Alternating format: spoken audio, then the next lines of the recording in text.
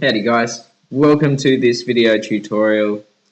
We're looking at Merchant of Venice, which you know already because you've been in class or on the blog, so there's nothing special there. Anyway, who is Shylock and why is he important as a character within this text?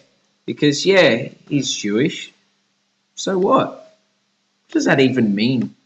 In this modern world, it has no essential bearing on what's going on unless you're Hitler. And he's dead. So I mean, again, what's the point? Excuse me while I change the colour of my pen. I think I'll go with purple today. So why is a Jew in Venice so darn special? Well, according to Spark Notes, and I'm kind of inclined to agree with them on this one.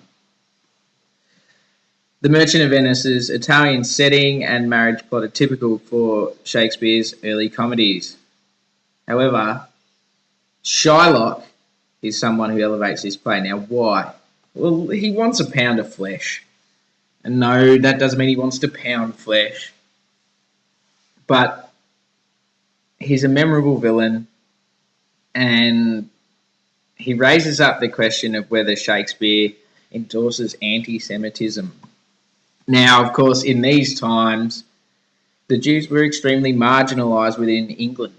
That's why this play, written by an English playwright, is set in Venice. Because if it was set in England, people go, huh? I don't believe this.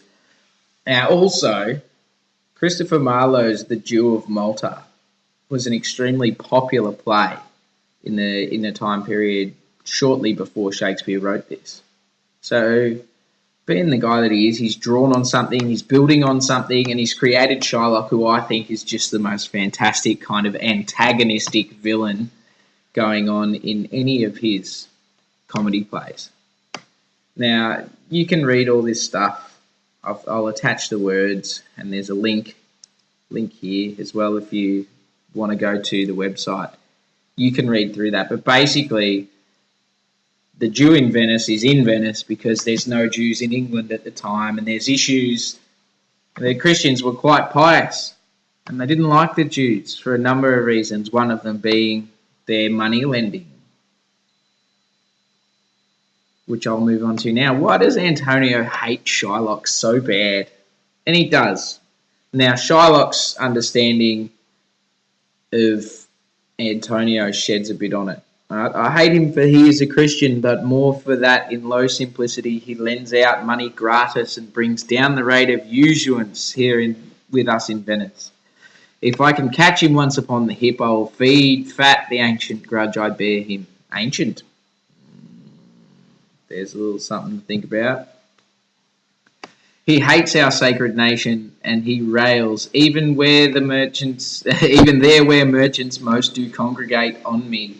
My bargains and my well-won thrift, which he calls interest. Cursed be my tribe if I forgive him. Now, Antonio doesn't like Shylock because he's someone who loans money and makes money out of it. That's what we can get right there out of Shylock's speech. This, combined with the already marginalised Jewish population, makes Shylock an appropriate and interesting antagonist for the audience. Keeping in mind, of course, Christopher Marlowe's Barabbas, the Jew, who would be worth researching. Antonio, mark you this, Bassanio, the devil can cite scripture for his purpose. An evil soul producing holy witness is like a villain with a smiling cheek. A goodly apple rotten at the heart. Oh, what a goodly outside falsehood hath. Because, of course, the Jewish characters in Shylock quote the parable of Jacob making interest, as it were. Now, what is this all important about? Why? Who cares that Shylock's a Jew in the first place? It just means Shakespeare's a racist pig, right? Maybe not. This is a question I'm going to promote to you this week, and it's difficult to find a definitive answer to. I have here this passage, which I got from Lit Charts, about prejudice and racial intolerance, and it looks kind of vaguely at both sides, but I think it's obvious for you. You can pick which side these guys are promoting Shakespeare's would be putting forward. So have a read of that again in your own time. And I've got a couple of extra readings to extend your understanding of how Shylock's being presented. I've got the three interpretations of Shylock, and I've got a piece on merchantry, usury, villainy, capitalism, and the threat to community integrity in The Merchant of Venice. Now, this one's got to be a great piece of literary criticism because it has a gigantic title. All right. Everyone knows that the best literary critics have titles that are nearly as long as the entire piece itself. And with that, I'll leave you to it. Thank you for watching. Please read through these notes, and I'll see you in class on Monday. Ta-ta, bye-bye.